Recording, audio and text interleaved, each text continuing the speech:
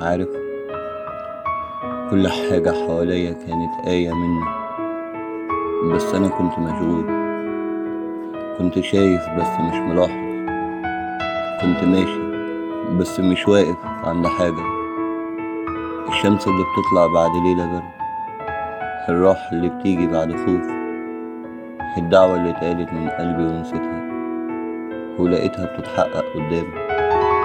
حتى الوجع كان آية، ربك بيقولك فيها أنا معاك حتى في كسر قلبك. وكل مرة كنت بقول ليه ده حصل، كان بيعدي وقت والاقي الجواب جه، بس مش بكلام، بأثر.